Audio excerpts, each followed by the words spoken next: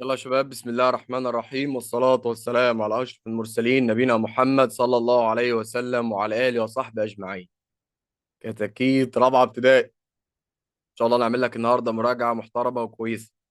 المراجعة دي هتكون شرح وحل في نفس الوقت على محتوى شهر نوفمبر اللي هي هتجيلك إن شاء الله في الامتحان كمان كام يوم. المقرر والمحتوى ده هو عبارة عن ليسون 3 يونت 1 وليسون وكونسبت 3 يونت 1 وكونسبت 1 يونت 2. خلاص احنا عارفين ان احنا عندنا 5 كونسبت في المنهج بتاعنا، ثلاثة منهم يونت 1 واثنين منهم اللي في الاخر يونت 2. احنا هناخد اخر كونسبت في يونت 1 اللي هو كونسبت 3، واول كونسبت في يونت 2 اللي هو بقى بالترتيب كله يبقى كونسبت 4. خلاص النهارده نحل اسئله تشوز واسئله true false scientific term give reason و what happened. طيب نبدا يلا باسئله اللي تشوز. Light travels on not lines in form of waves. Light travel in circular line، خطوط عامله شبه الدوريه كده، لا. زجزاج زي اسمه ايه اللي هو الجيربو، لا. كيرفد منحنيه، لا. Light travel in a straight line، هنختار letter A. straight line، ثواني كده هوريكم ازاي straight line عشان الناس اللي كانت ناسياها ومش عارفه ازاي straight line. لو افترضنا ان الكوره دي بتخرج لايت، اللايت اللي بيخرج من الكوره يبقى في شكل ستريت، شكل مستقيم كده. يعني يا مستر مش بيحاول كده، لا مش بيحاول، هو ستريت مستقيم. لو انا وقفت حاجه قدام اللايت اللي هي الحته الحمراء اللي واقفه قدام اللايت دي، اللايت هيجي يعدي منها هيقف مش هيعدي. اللايت مش هيعرف يطلع من فوق وبعد كده يخش يمين وبعد كده ينزل تحت، لا. لايت موف ستريت لاين.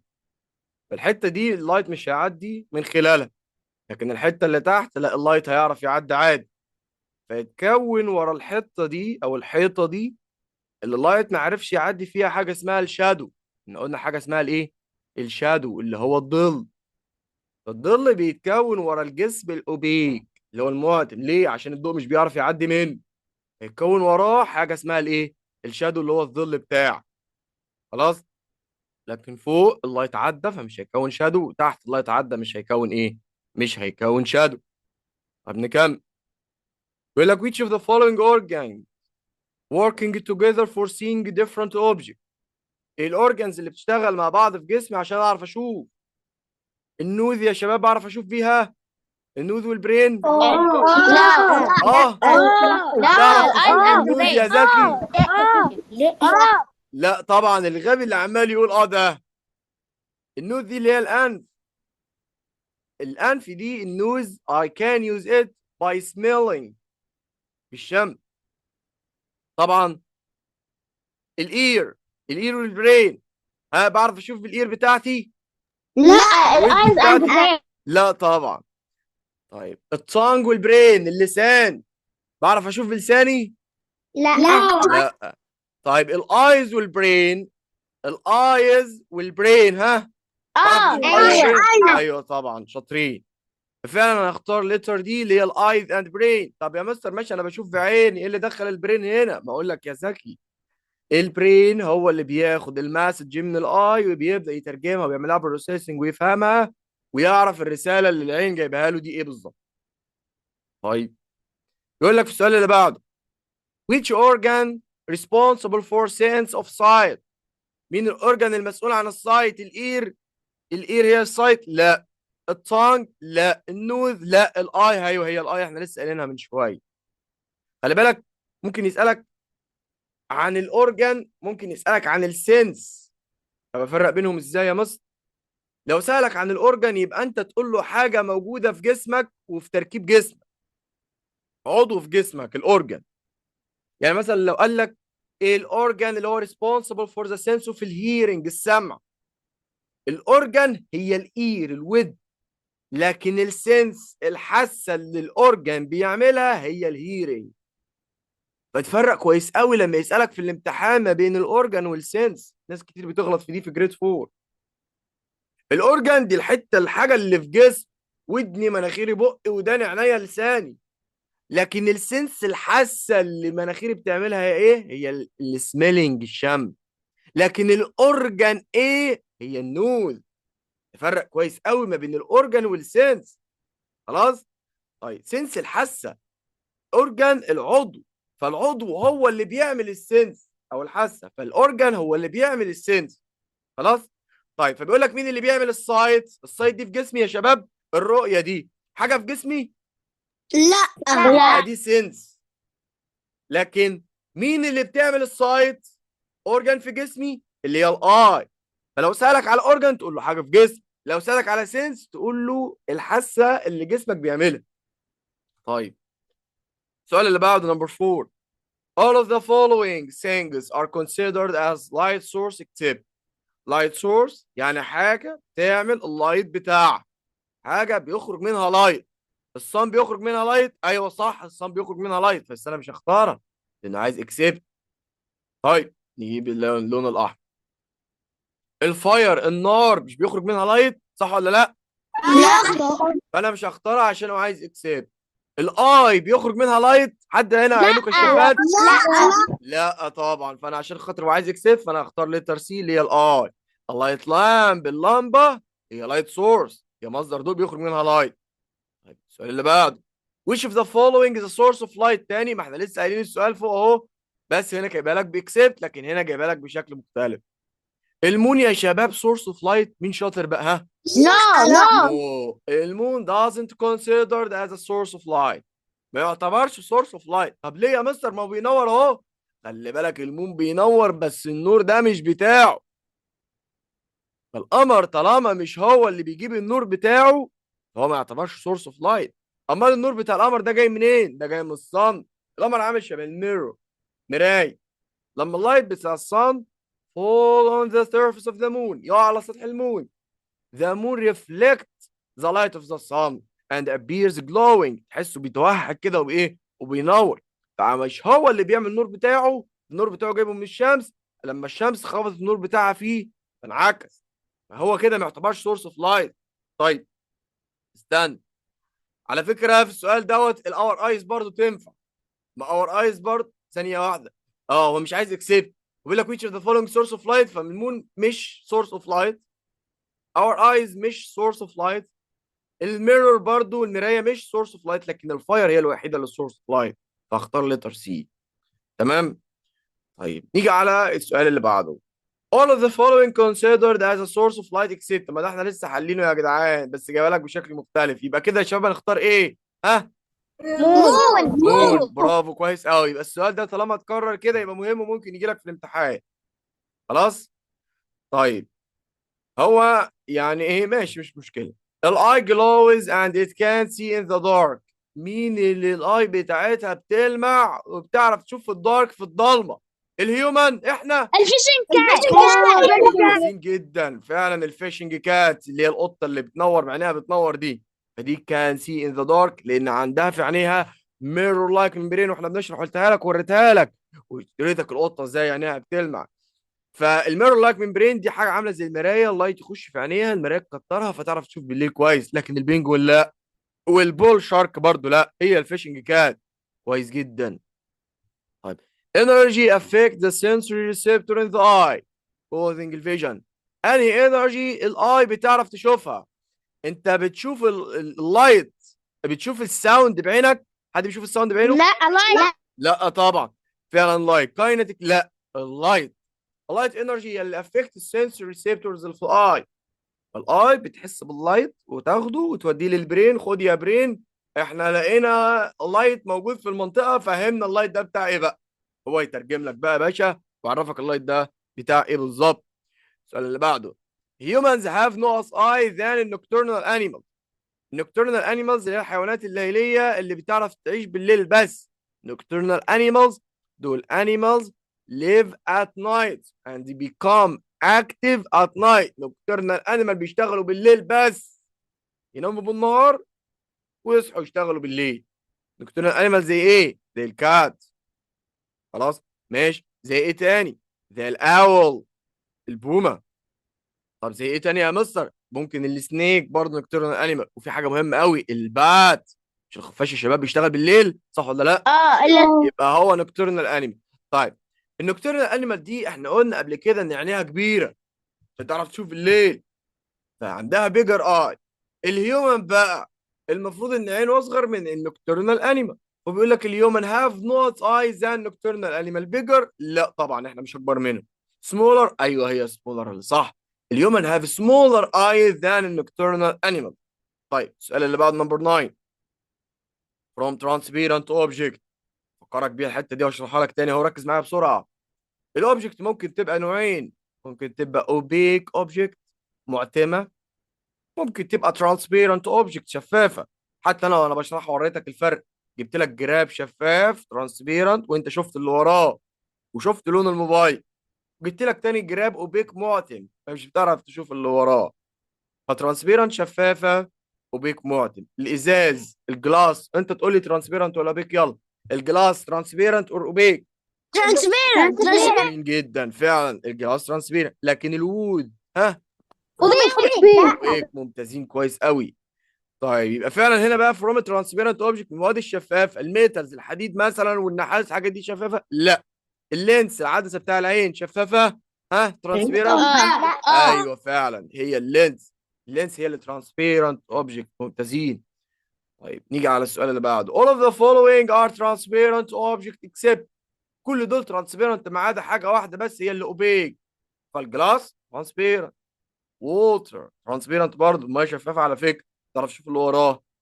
اما البيبر الورقه لا دي الوحيده الاوبيك، فانا هختار الايه البيبر. الاير لا ترانسبيرنت برضه. هنيجي بقى نخش على الكود. all of the following are forms of code. كل دول من انواع الشفرات. الكود دي حاجه ناس معينه بس اللي تفهمها لانها فاهماها وناس تانية لا.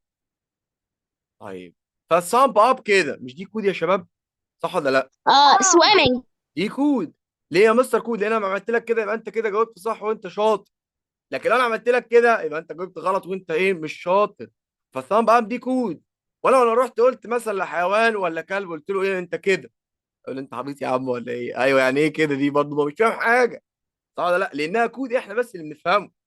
طيب الرايتنج كود برضه لان الكتابه ناس معينه بتعرف تكتبها وناس معينه بتعرف تقراها، في ناس مش بتعرف تقرا. طيب هي كود. لكن السويمنج، السويمنج كود؟ لا طبعا مش كود، مش شفره ولا حاجه. خلاص فهنختار لتر سي اللي هي السويمنج.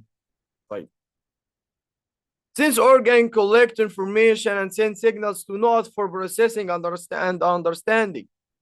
السنس اورجانز بتبعت اشارات لمين؟ المعلم الكبير اللي بيعمل بروسيسنج واندرستاندينج، اللي مسؤول عن فهم ومعالجه المعلومات. مين يا نجم؟ ها دي فعلا البرين على طول. اوعى حد يغلط في السؤال ده، احنا هنلاقي اكتر من 100 مره وده ممكن يجي لك بنسبه كبيره في الامتحان. ماشي. طب reading and writing are common types of communication in the world of knowledge. القرايه والكتابه عند البلانتس النباتات هي اللي بتعرف تقرا وتكتب؟ لا. لا. طب البيردز؟ لا. طب الانيمالز بتعرف تقرا وتكتب؟ لا. لكن الهيومنز بس هم اللي عندهم الريدنج والرايتنج بروبرتي، قرايه والكتابه. لو جالك السؤال ده تختار له هيومنز على طول. طيب raising the thumb up كده يعني and lowering it down كده يعني is a type of A colors. انا كده عملت الوان؟ لا.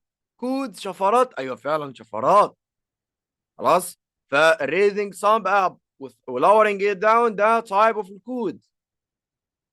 الميتال والوود are considered not material.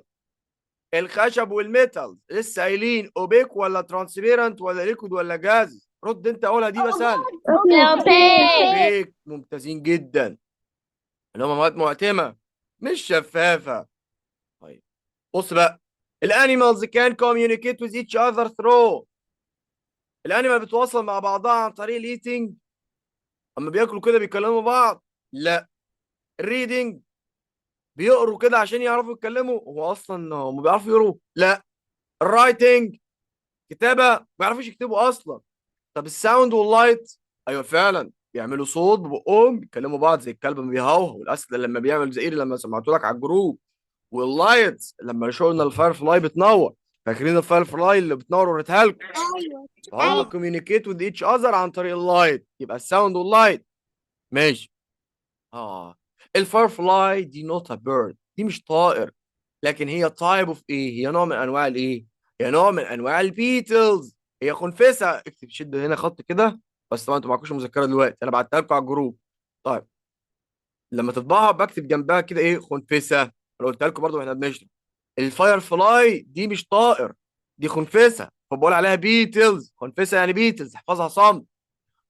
طيب جايب لك تاني all of these materials are opaque except، كل دول اوبيك اوبجكتس ما عدا حاجه واحده بس. الوود اوبيك، ايوه اوبيك، بس مش هختاره عشان هو عايز يكسب. الهيومن بادي ايوه اوبيك. البوك ايوه اوبيك برضه، لكن الووتر هي الوحيده اللي ترانسبيرنت، فعشان خاطر كده انا هختارها. طيب بيقول لك مين اللي بروديوس كيميكال رياكشن انسايد اتس بادي فبتنور؟ ما انا قلت لك ان الفاير فلاي لايتس اب، بتنور عن طريق ان بيحصل جوه منها كيميكال رياكشن، تفاعلات كيميائيه، مش جواها بطاريه ولا جواها فيشه وسلك ولا الكلام ده، لا. بيحصل جوه منها كيميكال رياكشن. مين بقى؟ الباتر فلاي؟ لا. الفاير فلاي؟ ايوه فعلا هي الفاير فلاي، لكن الاول ما مش بتنور والهاوس فلاي مش بتنور، هي الفاير فلاي بس اللي بتنور. طيب when an object in motion، خلي بالك احنا دخلنا على الكونسبت اللي بعده بقى. لما الاوبجكت يبقى in motion عنده حركه، this means that not change، لما الجسم بيتحرك الكلر بتاعه يا شباب بيتغير لونه. لا البوزيشن. البوزيشن ممتاز. الشيب بيتغير شكله؟ لا. السايز بيتغير حجمه بقى تخين يعني بعد ما اتحرك؟ لا. لكن البوزيشن بتاعه اتغير، مكانه هو اللي اتغير. والسؤال ده في غايه الاهميه والله. لما الاوبجكت يبقى عنده موشن يبقى اللي بيحصل له تشينجز هو البوزيشن بتاعه، مكانه هو اللي بيتغير حبيبي. طيب when you leave او when you move something toward you، ركز بقى معايا عشان دي سهله قوي، قلنا عليها اكتر من مره، عايز الكل يجاوب عليها دي، اجهز. لما انت move something toward you بتقربه، انت عملت له بول ولا بوش؟ بولينج فورس. ممتازين جدا حبايبي والله فعلا. when you move something toward you this represent pulling force. كويس جدا. all of the following motion occur by the effect of pulling force except، يعني كل دول pulling force. kicking ball لما بشوط الكوره ده انا ببعدها عني يبقى انا بعمل بوش. opening a closed drawer، افتح باب مقفول فانا بقربه مني يبقى انا كده عملت له ايه؟ بول. طيب ويرنج السوكت، بلبس الشراب بدخله بقربه مني عملت له بول. ليفتنج اب باج، برفع الشنطه بقربها مني عملت لها بول. يبقى كده مين الوحيده اللي بوش؟ هي لتر ايه؟ كيكينج ابول. وعايز اكسبت، قال لك كل دول بولينج ما عدا كيكينج ابول هي الوحيده اللي بوشنج فورس. when you sit on a chair، لما انت قاعد على الكرسي، the force of gravity، قوه الجرافيتي. هي الجرافيتي يا شباب بتزق ولا بتشد؟ رد عليا. بتشد. حلو، يبقى الجرافيتي بتعمل بول ولا بتعمل بوش؟ ها؟ بولينج. بولينج فورس. طب هي هتزقك، هتسحبك لفوق؟ في حاجه اسمها تسحبك لفوق ولا تسحبك لتحت؟ لا طبعا تسحبك لتحت. طيب بولينج يو ابورد يعني تسحبك لفوق؟ لا. بولينج يو داونورد، داونورد يعني تسحبك لتحت؟ ايوه هي تسحبك لتحت، فانا هختار لي تربيت. طيب push or pull actions are considered as type of ايه؟ البوش والبول نوعهم ايه؟ انرجي؟ لا. ديفايس جهاز؟ لا. ادابتيشن؟ لا. البوش والبول دول فورسز. اقول لك بوش فورس وبول فورس، قوه، هو بتزق هو بتشد. طيب ها يا شباب انتوا مصحصحين معايا ولا نايمين؟ طيب ماشي. The force that pulls object downward to the earth's center، دي تافهه قوي بقى. القوه اللي بتشد الجسم لتحت الارض اسمها ايه؟ ها؟ الجرافيتي. الجرافيتي. ممتازين قوي والله حبايبي. كل الاسئله دي على فكره حلناها مره واثنين وثلاثه، بس يا عشان المراجعه مهمه جدا فنأكد عليها برضو، ان شاء الله هتجيلك منها في الامتحان. You can see the movement of the following object، انت تعرف تشوف حركه كل الاجسام اللي بتتحرك دي except the movement في ايه؟ يعني كل الحركات دي بعرف اشوفها ما عدا حركه واحده بس ما بعرفش اشوفها عشان قال لك except. الفلاينج اير بلين بعرف اشوف الطياره وهي طايره. رانينج هورس بعرف اشوف الحصان وهو بيجري. سي ويفز الموجه بتاع البحر ايوه بعرف اشوف. لكن الارث ذا بلانيت حركة كوكب الأرض، بعرف أشوف لا القمر بحركة. لا أختارها هي دي الليتر دي. يقول لك object need a force to move. This force is called الفورس اللي بتحرك الجسم ممكن تبقى pushing only، gravity only، pushing only برضه pulling only. لا، الفورس اللي بتخلي الاوبجكت يبقى عنده موشن هي البوشنج فورس والبولينج فورس، الاثنين يا باشا مع بعض. طيب when a ball stands on the ground without moving، واقف يا شباب على الارض من غير ما بيتحرك، الفورس acting on it are نقط. انا قلت لك خلي بالك الفورس اللي بتأثر على الاوبجكت برضه ممكن يكون لها نوعين، ممكن تبقى balanced forces، ممكن تبقى unbalanced forces. قلناها بشد الحبل، لو كان اللي بيلعبوا شد الحبل خمامين، يعني في أربعة في يمة ويا عيني اتنين ولا واحد في يمة، يبقى كده ده ظلم ولا عدل؟ أكيد طبعا ده ظلم. كده كده هم متوازنين ولا غير متوازنين؟ أكيد طبعا هم كده غير متوازنين، لأن في أربعة وفي واحد. طيب غير متوازنين يعني بالإنجليزي حاجة اسمها unbalanced forces، يعني كده القوتين غير متوازنين، يعني أربعة وواحد دول unbalanced. مش طالما هم كده unbalanced يبقى الحبل هيتحرك ويروح للقوة الكبيرة، صح ولا لا؟ هم؟ صح. يعني يا مستر الفورس اللي بتحرك هي الانبالانس. طب لو كانوا ثلاثة هنا وثلاثة هنا، والثلاثة اللي هنا اللي في اليمتين قد بعض جامد قوي، حد فيهم هيكسب والحبل هيتحرك؟ لا، لا لأن ثلاثة وثلاثة يعني متوازنين مش خمامين، فكده بقول عليهم بالانسد فورسز. بالانسد فورسز مش هتحرك الحبل، فالبالانسد فورسز مش بتحرك حاجة خالص، لكن الان بالانسد فورسز هي اللي بتتحرك. فبيقول لك البول ستاند اون ذا جراوند ويزاوت موفينج، يعني ما اتحركتش. طالما ما اتحركتش يبقى متعرضه بقى لبالانسد ولا ان بالانسد؟ بالانسد. شاطرين جدا، فعلا هي بالانسد. طب which of the following will cause an object to move؟ مين في دول هيخلي الجسم يتحرك؟ البالانسد ولا الان بالانسد ولا الساوند ولا اللايت؟ لا طبعا هي الان ايه؟ الان بالانسد فورسز. طيب لو بصيت على حد ولقيته نايم هو حر او قاعد مش مصحصح. طيب when you throw a ball in the air، لما ترمي الكرة في الهواء the gravity will make it move ايه؟ الجرافيتي هتخلي الكرة upward تطلع لفوق اكتر؟ لا. forward لقدام؟ لا. downward تقع لتحت؟ ايوه فعلا هي downward وايه؟ وهتقع لتحت. كده احنا خلصنا اللي تشوز فاضل true false والساينتفك والجيف ريزون وات هابن. طيب دقيقة واحدة، يلا الترو اور فولس. بيقول لك اللايت ترافل اون ستريت لاينز، ايوه اكيد طبعا ترو، لسه قايلين إن الضوء بيتحرك في خط مستقيم. The ear هي السنس organ responsible for seeing the object، انا بشوف الحاجات يا شباب بودني.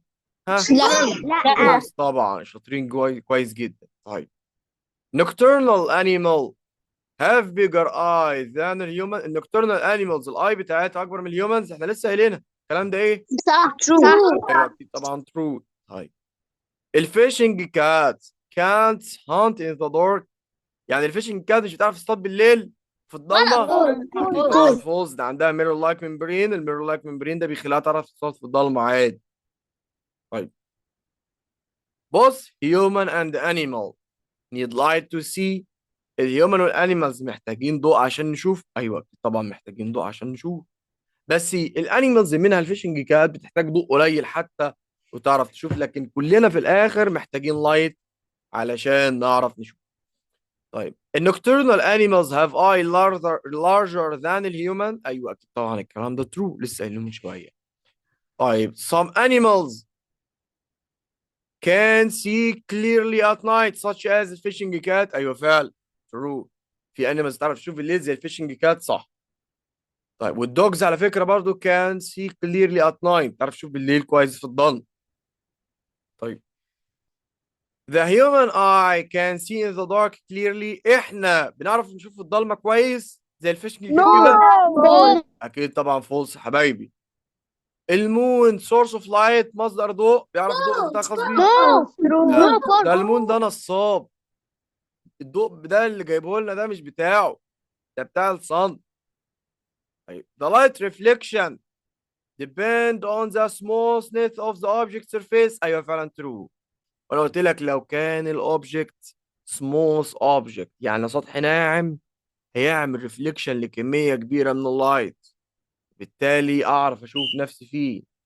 زي مثلا الميرور، زي مثلا الشاشه بتاع الموبايل لو هو مطفي، ده سموث سيرفيس فبيعمل ريفليكشن لللايت كله او معظمه، فبشوف نفسي فيه كويس جدا.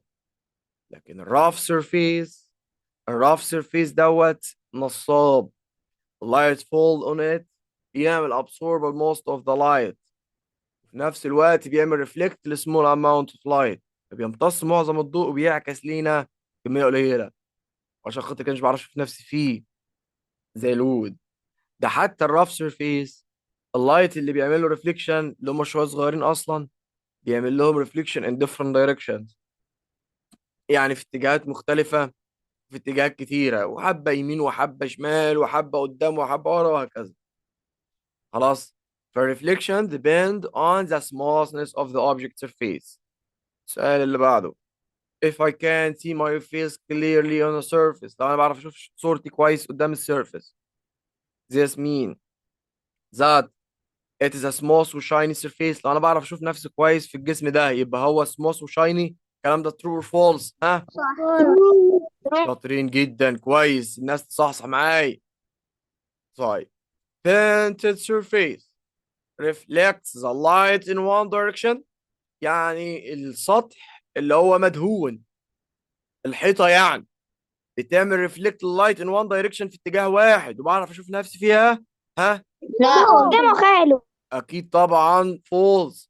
ده البينتد سيرفيس دوت rough surface فبيعمل reflect light rays in different directions كتير جدا مختلفة.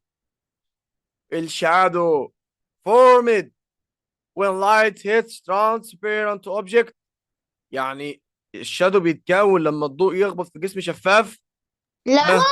اكيد طبعا false. ده الازاز مش بيعرف يكون شادو. ليه؟ لان الازاز اصلا الجلاس هيخلي اللايت يعدي من خلاله، فمش هيوقف اللايت، فالدنيا ورا منه هتفضل منوره عادي، فمش هيكون شادو. طيب الشادو ده حته مظلمه وسط النور، بتنتج عن ان الجسم بيمنع الضوء انه يوصل للحته دي، فتفضل ايه؟ مظلمه. اكيد طبعا انتوا عارفين وشفتوه كتير. طيب wood is a transparent object that allow light to pass through it. الوود ترانسبيرنت بيخلي اللايت يعدي من خلاله يا شباب. لا اكيد طبعا ايه؟ اكيد طبعا الكلام دوت فولس. طيب بيقول لك opaque materials don't allow light to pass through. الاوبيك ماتيريال اللي هي المعتمه مش بتخلي الضوء يعدي من خلالها. ايوه فعلا اكيد طبعا. لكن الترانسبيرنت دي allow light to pass through it عادي. خلاص. طيب السبيكينج writing دول way to communicate with people. احنا كبيبة عشان نتواصل مع بعضنا ونتكلم مع بعضنا يعني نعمل communication. احنا كده بنعمل سبيكنج بنتكلم، ورايتنج بنكتب زي ما بنكتب على الواتس كده. ايوه الكلام ده فعلا ايه؟ true. طيب الهيومن use light to communicate such as using traffic lights. احنا بنستخدم اللايت عشان نتواصل مع بعضنا ونقول لبعضنا اقف وامشي واتحرك زي الترافيك لايت. ايوه فعلا true. ترافيك لايت لو كانت راد كده معناها بتقول لنا اقف، طب لو كانت جرين بتقول لنا اتحرك، فهي كده بنستخدم اللايت برضه to communicate with each other عادي. طيب red and green traffic lights are codes. ايوه فعلا كودز لان دول شفرات احنا بنفهمهم في شكل رساله. طيب السبيكينج the only way to communicate with people. احنا مش بنتواصل مع بعض غير بالسبيكينج بس يا شباب. لا اكيد طبعا الكلام ده فولس. شاطرين قوي، خلي بالك ان شاء الله الاسئله دي يعني معظم الامتحان هيجي لك من الاسئله دي ان شاء الله. طب different languages have similar codes. اللانجوج المختلفه كلهم ليهم نفس الكودز، كلهم كود واحد بس similar. طبعا فولس. العربي ليه كود معينة، الإنجليزي ليه كود تانية، الفرنساوي ليه كود تالتة، الألماني ليه كود إيه؟ رابعة. كل لغة كل لانجوج ليها كود خاص بيها، فهم كده different codes مش similar codes يا حبايبي. تمام. pushing force of الجرافيتي. هي الجرافيتي اصلا pushing force؟ الجرافيتي لا. بتزق الحاجه بعيد. لا. نو. ده المفروض الجرافيتي تبقى pulling force مش pushing force قبل ما نقرا. طيب the balanced forces cause the object to move. البالانسد المتزنه، يعني ثلاثه هنا اقوياء وثلاثه هنا اقوياء في شد الحبل، يعني بالانسد، هيخلوا الاوبجكت موف ويتحرك. فولس حبايبي. طيب hitting a tennis ball need a bowling force. يعني انا لما بخبط الكره بتاع التنس انا كده بعمل بولينج فورس. نو. فولس. ممتازين جدا، الكلام ده فعلا فولس. المفروض ان hitting a tennis ball ده pushing force مش bowling force. طيب when a pen falls down from your hand، لما القلم وقع من ايدك، the acting force is the gravity. الفورس اللي شديته هي الجرافيتي. ها ترو. true يا شباب، شاطرين. the stopping object، جسم الواقف، cannot move until the force acting on it. ايوه اكيد طبعا true. جسم واقف هيفضل واقف لحد ما في فورس تأثر عليه تحركه. ايوه الكلام ده صح. خلاص. طيب gravitational force is upward pulling force. الجرافيتي upward، الجرافيتي بتشد الجسم لفوق تطلعه لفوق upward الاعلى. اكيد طبعا الكلام ده فورس. امال ايه الصح؟ صح ان الجرافيتيشنال فورس دي هي داونورد بولينج فورس. داونورد، قوة شد بتوقعها على الارض تحت. طيب when the position of the body changes from a fixed point the body move. يعني لما بوزيشن مكان الجسم اتحرك من جنب حته ثابته، البوزيشن بتاعه اتغير، يبقى كده هو موفز اتحرك. ايوه فعلا، طالما البوزيشن بتاعه كان هنا بقى هناك يبقى اكيد اتحرك عشان يوصل لهناك، يبقى هو كده البادي موف، البادي اتحرك. كلام صح. ماشي تمام. بيقول لك بقى unbalanced force causes a change in the object position.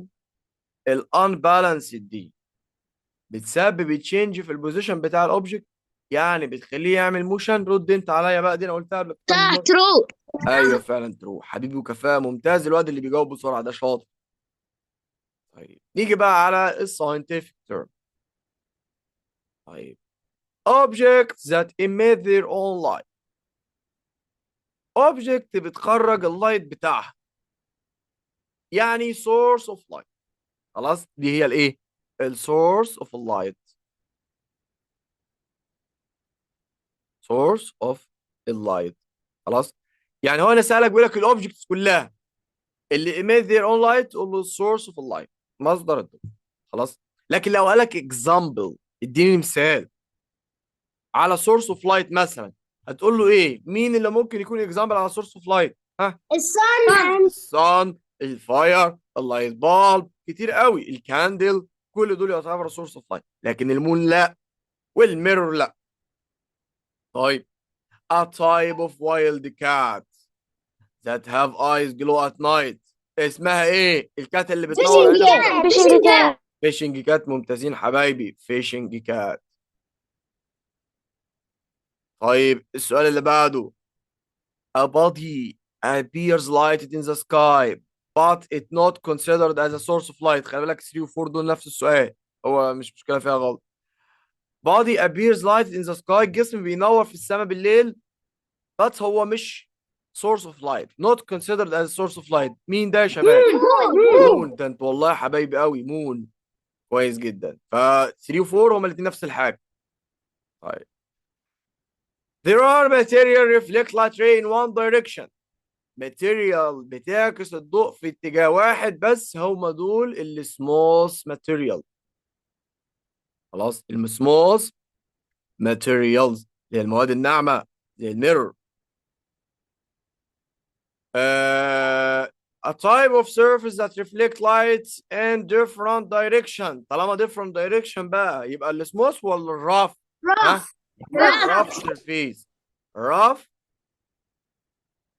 surface هو يا حبايبي اللي بيعمل ريفلكت لايت راي سيرفيس، بس يعمل ريفلكت لايت راي in different directions اتجاهات كتير قوي ومختلفه، لكن السماث بيبقى في وان دايركشن بس، فبعرف اشوف نفسي فيه. خلاص، غير ان هو بيعكس كميه كبيره من الضوء. لكن الراف سيرفيس الخشن زي الهدوم او زي الحيطه دي، اللهم صل على سيدنا محمد، بتعمل ريفلكت لايت ري ان ديفرنت دايركشن، وفي نفس الوقت تعمل ريفليكشن لشويه ضوء ايه صغيرين بس. طيب the object which allow light to pass through، object بيخلي اللايت يعدي من خلالها، يعني يمشي بمستوى عادي. دي transparent ولا opaque؟ ها transparent، لان transparent زي الازاز بيعدي ضوء عادي. transparent. شاطرين جدا. ايه يا احمد يا وائل، عايز ايه يا احمد؟ قول يا حبيبي عايز ايه؟ هو انا اقدر احل البي دي اف ده على التابلت؟ تقدر تحله على التابلت؟ ماشي، اقدر حله على التابلت عادي. خلاص، بس هتعرف تحل، هتعرف تكتب الجبريزون على التابلت؟ اه. طيب ماشي، لو هتقدر احله على التابلت عادي.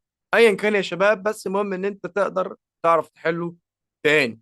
انا بعد ما انا احله انت حله تاني، وقارن حلك بقى بالحل اللي انا حليته لك، لان انا ابعت لك الاجابات برضه. تمام. بس انا تقريبا بعت لكم الشيت، صح؟ بعته لكم. اه اه بعد. طيب بيقول لك a visible form of energy that travel in form of wave. energy بعرف اشوفها. visible دي يعني مرئية يا شباب، اكتب فوق منها كده مرئية. انهي visible form of energy يعني طاقة مرئية. و travel in the form of wave، الساوند ولا اللايت ولا الثيرمال؟ ها؟ لايت انرجي حبيبي، فعلا. الفيزبل فورم في الانرجي هي اللايت انرجي، لان الضوء اللي بعرف اشوفه لايت انرجي. الاسئله دي في غايه الاهميه والله. طيب sense organ that can detect light energy. خلي بالك هنا عايز اورجان، عايز السنس اورجان. اول ما اشوف اورجان يا ابني انت هو اختار حاجه في جسمك. خلاص، ايه الاورجان اللي كان ديتكت لايت انرجي؟ ايه الاورجان اللي في جسمك اللي بيحس باللايت؟ تقول له ايه؟ ايز. طب الايز بقى بتعمل سنس ايه؟ ايه الحاسه اللي الاورجان اللي هو الايز بتعملها؟ الصوت. ايوه كده، انا عايزك تبقى فاهمك كده ان شاء الله، ما تلخبطش ابدا، لان في ناس بعتت لي على الواتس غلطانه في حاجه زي كده. تفرق يعني ايه اورجان ويعني ايه سنس. سنس دي حاسه مش في جسمي، الرؤيه اللي هي الشم، السمع كده، هيرنج، سايت، سميلنج. لكن الاورجان اللي في جسمي نفسه يبقى حاجه في جسمي، النوز، التانج، الاي، الاير، السكين، الجلد كده. يبقى السنس اورجان اللي كان ديديكت لايت انرجي هي الاي. هيلعب معاك في دي كتير قوي. طيب materials don't allow light to pass through. material ما بتعديش الضوء من خلالها. transparent ولا اوبيك؟ اوبيك حبايبي، اوبيك هنا في او. اوبيك اوبجكت. كويس. pattern have meaning، نمط له معنى، قلنا ده الكود، خلي بالك منه مهم. definition ده بتاع الكود. الباترن اللي have meaning دي الكود يا شباب. طيب بص بقى، code that use symbols، رموز in a pattern to give a specific meaning according to the arrangement of letter in the word. دي سهل قوي، الكود اللي بيكون رموز وحروف وليها معنى، يبقى دي الايه؟ writing. writing يا شباب الكتابة. انا اصلا بكتب اهو، لما بكتب بستخدم سيمبلز وحروف عشان تفهم انا بكتب ايه. خلاص، يعني مثلا لو انا هكتب، انا مش هتكلم خالص، انا مش هتكلم خالص، انا هكتب لكم كلام، انا هكتب لكم كلام وانتوا هتفهموه، وانا كده بعت لكم رساله، يعني انا كده عملت كوميونيكيشن معاكم عن طريق الرايتنج. يعني لو جيت مثلا قلت لكم كده اهو اي، انتوا كده مش فهمتوا انا بقول لكم ايه؟ طيب انا اتكلمت، ها انا اتكلمت يا شباب؟ انا بالرايتنج بس عملت كوميونيكيشن معاكم عن طريق ان انا كتبت سيمبلز. السيمبلز دي ايه؟ ليها معنى، ودي حقيقه على فكره. خلاص ماشي. طيب It's a code in the form of sound. طيب كود بقى بصورة sound used to transfer information. ايه الكود اللي في in the form of sound بقى؟ يعني انتوا سامعيني دلوقتي، يبقى الكود ده بقى writing ولا language؟ language. دي اللانجوج، دي اللي هي الايه؟ اللغة، language. خلاص؟ طيب code in the form of sound دي هي الايه؟ دي هي اللانجوج. طيب تمام قوي. خش على الجيف ريزون. نخش يا باشا يلا على الايه؟ على الجيف ريزون.